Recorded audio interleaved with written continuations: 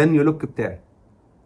نزلت حلقت كده، عملت حاجه يعني حاجه رفيعه خالص يعني. بس حاسس ان انا طالب مجتهد قوي. انا كنت طالب مجتهد برضو، خلي بالك يعني.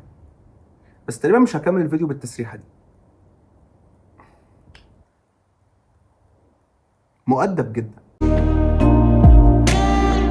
سجل يا زمن واشهد يا تاريخ ان ده تامن فيديو لينا على اليوتيوب المصري، وبكده نكون قدرنا نحقق المعادله الشبه مستحيله بل المستحيله، وهو ان احنا نعمل اول 8 فيديوهات لينا على اليوتيوب المصري، وبكده نكون اول واكبر واقوى وافخم وارقى واقوى وافخم اسره على اليوتيوب المصري، اسره برنامجكم الدارج المحبوب جدا. اقوى برنامج في الشرق الاوسط طبعا، احسن واذكى وارقى برنامج هتشوفه في حياتك، مفيش احسن منه طبعا. ودي رساله لكل المشككين اللي قالوا لي انت هتيجي في التالت وتهنج. لا يا حبيبي، لا يا حبيبي، مش انا اللي هنج في التالت. التامن اهو، ولسه مستمر ولسه مستمر ولسه هستمر. تامن فيديو اعمله، ده تامن فيديو اعمله، ده تامن فيديو اعمله. هنج في تالت فيديو. لما تلاقي البنت اللي انت عارفها من 22 يوم جايه بتقول لك نشأت انا مش هقدر اكمل معاك لاسباب يطول شرحها، وتقول لك مش هقدر اكمل، فانت بصفتك متابع جيد لبرنامجكم الدارج المحبوب جدا وعندك مهاره التفكير النقدي، قلت لها ليه عايزه تفرطي في حب 22 يوم فطري، وايه الدوافع بتاعتك؟ قلت لها ايه الدوافع؟ يعني انت قلت لها ايه الدوافع؟ فخلاص بقى يعني المفروض تتجوزك اصلا بعد الكلمه دي. فجاه ترد عليك وهي عينيها بترغرغ بالدموع وتقول لك نشأت انا مش هقدر اكمل معاك لان برجك مش متوافق مع برجي. لا حول ولا قوه الا بالله. واضح قوي انها بتشتغل، واضح قوي ان هي بتستخدم الموضوع ده كسبب، كحجه، عشان تقول لك ان ما هي لو عايزه يعني. انت فاهم قصدي صح؟ انت فاهم قصدي؟ هي بتاخد الموضوع ده كفر، حجه مثقف. ومن هنا جه موضوع حلقتنا النهارده. احنا النهارده هنتكلم عن الابراج. ودلوقتي اهلا بيكم في برنامجكم الدارج المحبوب جدا جدا جدا، اقوى واشيك وارقى واعظم وافخم واشيك واقوى وارقى برنامج في مصر والوطن العربي، في الشبكه العنكبوتيه وخارج الشبكه العنكبوتيه، في كل حته في اي مكان. بص، هو الاعظم، الاقوى، الاجمد، الافخم، الافجر. الناس بقى اللي بتحب الابراج ما تكملش الفيديو ده، عشان الفيديو ده يعني انا هفتح النار ومش هيهمني حد يا باشا، مش هيهمني حد يا باشا. انا ليه لحمت الكلمتين في بعض؟ مش حاجه يا باشا. ليه قلتها كده؟ لما سالت جوجل عن الابراج قال لي ان هم 12 برج متقسمين على 12 شهر في السنه، وكل برج بيكون له صفات معينه، وبدا بقى يقول كلام ايه كفر، بدا يهزي، بدا يقول كلام كانه بقى ايه، كانه بني ادم يعني. الافيه ده كان المفروض اقوله عن الافيه ده كان المفروض اقوله عن شات جي بي تي، شاذ جي بي تي. انا اتلخبطت، انا دخلت الدنيا في بعض. بص انا هرجع واقول الافيه تاني. لما سالت جوجل عن الابراج قال لي ان هم 12 برج متقسمين على 12 شهر في السنه، وكل برج ليه صفات معينه، وكل برج بيكون مش بدا يهزي بقى عليا، بدا يتكلم كانه بني ادم. انا اتلخبطت فيها تاني، المفروض كنت اقول. طب بص انا هرجع واقول الافيه من اول وجديد تاني، تالت بقى، ما انا خلاص بقى. لما سالت شاذ جي بي تي عن الابراج قال لي ان هم 12 برج متقسمين على 12 شهر في السنه، وكل برج ليه صفات معينه، وبدا بقى يتكلم كانه بني ادم، نسي نفسه، نسي ان هو مجرد ذكاء اصطناعي مش شاذ جي بي تي. بص يا معلم، وفي بقى حاجه اسمها اوراق التاروت، ودي عباره عن 78 ورقه حاجه كده، بتبتدي تسحب منها علشان تشوف الطالع او تتنبأ بالمستقبل وحاجات زي كده. وبيقول لك ده اسمه السحب او الفرش. ايه اللي يخليك تصدق حاجه اسمها الفرش اصلا؟ ايه سحب وفرش؟ يعني ايه فرش؟ سالتش نفسك يعني ايه فرش؟ فرش مش عيب؟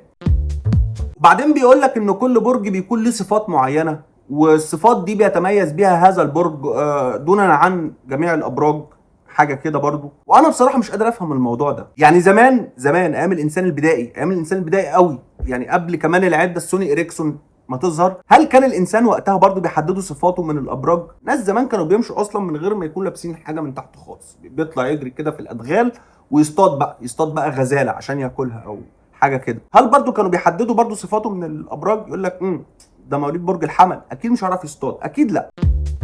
يعني هل مثلا هيقولوا زمان ان الراجل ده برج حمل فهو مثلا اللي هو يعني ما بيعرفش حمل هيعمل ايه بقى؟ الناس هتاكله مثلا عشان هو حمل فالناس هتاكله مثلا. وبعدين انت مش مكسوف من نفسك وانت راجل كده محترم ملوي هدومك ويسالوك انت ايه؟ تقول لهم انا دلو جردل. جردل هل انت حابب ان انت تبقى جردل فعلا؟ انت جردل؟ هل انت جردل؟ رد عليا انت جردل؟ وانت هتبقي مبسوطه لما يسالوك انت ايه تقول لهم انا عقرب؟ يا لهوي، يا ساتر يا رب، عقرب ده كائن. العقرب ده كائن ومؤذي وبيعض وبيعمل كده تقريبا. عقرب بيعض كده صح؟ وبعدين اللي مخليني بقى مقتنع ان الابراج دي مش حقيقيه ان انا اعرف واحد صاحبي عذراء الفشرح نفسه وانا قايله قبل كده يعني مرتين، فانت فهمتها اهو عذراء اهو اهو. وبعدين الحياه فيها حاجات اهم بكتير قوي. انت جيت في اول 10 ولا في اخر 10؟ الحياه فيها حاجات اهم بكتير، انت جيت في اول شهر 10 او في اخر شهر 10. يعني انا اعرف علاقات ممكن تقف وجوازات ممكن تبوظ بسبب الابراج، عدم توافق الابراج مع بعض.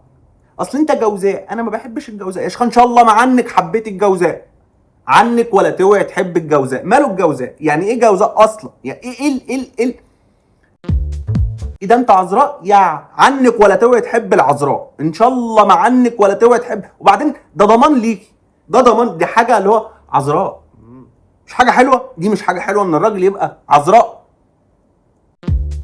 ولا ايه؟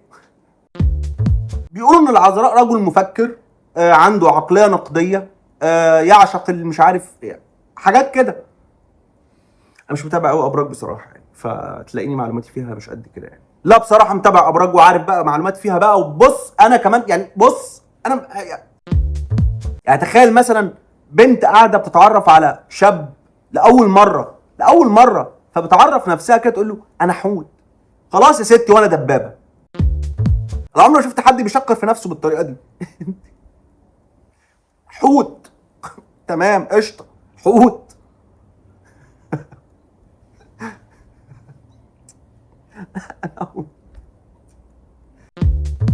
خلاص يا ستي انت حوت يا ستي خلاص. وبعدين مثلا اهو البياع ده برج العقرب. وبعدين انت عايز تقنعني ان عشان مثلا زحل زار بيت اللوح حاجه كده فده اثر على مستقبل واحد في بلقاس مثلا او في بقلوله؟ هل انت تعتقد ان زحل لما يزور بيت اللوح هيأثر على واحد في بقلوله؟ طب هل انت تعتقد ان في حد في بقلوله اصلا؟ ده بقى السؤال الاهم، هل انت تعتقد ان في حد في بقلوله؟ والله في مكان اسمه كده بقلوله.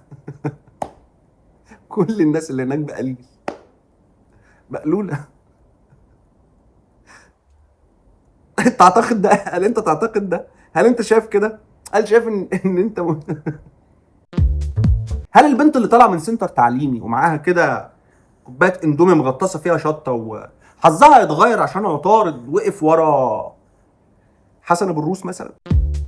وبعدين حسن ابو الروس ده ما هو برج ايه؟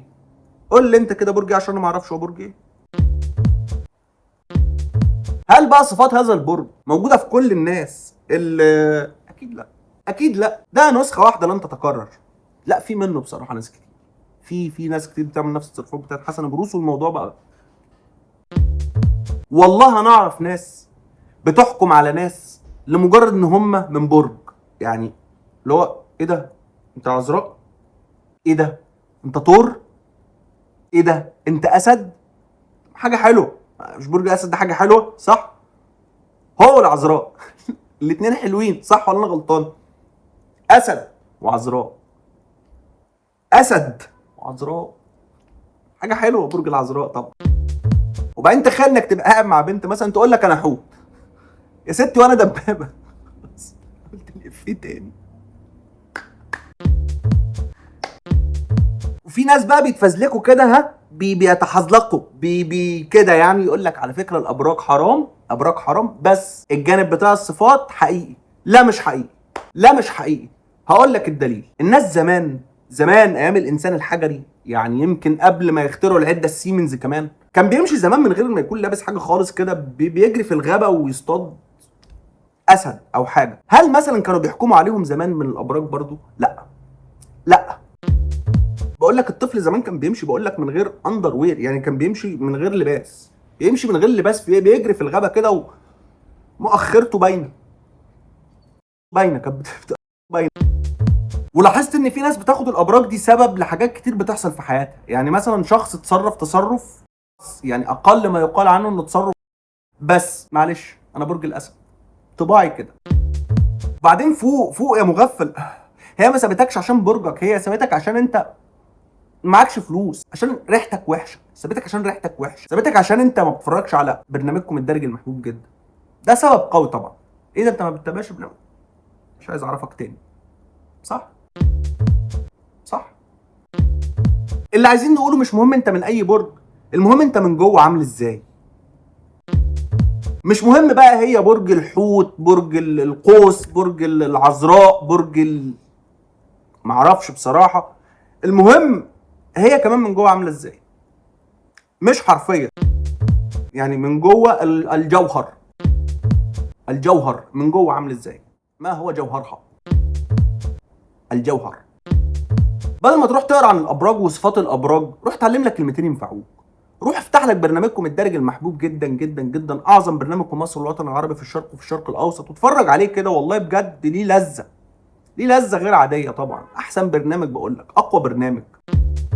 اصل في الاول وفي الاخر كلنا احرار، والله كلنا احرار. عايز تصدق في الابراج صدق في الابراج، مش عايز تصدق في الابراج ما تصدقش في الابراج، انت حر يا عم. يا عم انت حر يا عم. عايز تقول انا برج القوس وتبقى فرحان كده ان انت قوس، ها افرح يا عم انك قوس، يا عم محدش قدك. وانت عايز تقول على نفسك حوت، انت حوت، انت حوت، انت حوت ومحدش قدك، حرفيا حوت.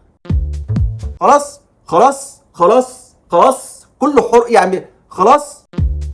بس كده خلصت الفيديو، بس ما خلصتش كلام. والفيديو ده يعني انا مش هفضل اقول كل شويه ده قوي قوي قوي، او انت خلاص عرفت ان اي فيديو انا بعمله بيكون قوي وقوي قوي قوي قوي قوي كمان. بس يعني انا ما عادش عندي حاجه اقولها خلاص. يعني انا خلصت الفيديو، خلصت الفيديو بصراحه. ما فيش حاجه لبناني في دماغي دلوقتي، يعني ما فيش حاجه انه واقف على الطرف، انه ايه حبيبه. بجد بجد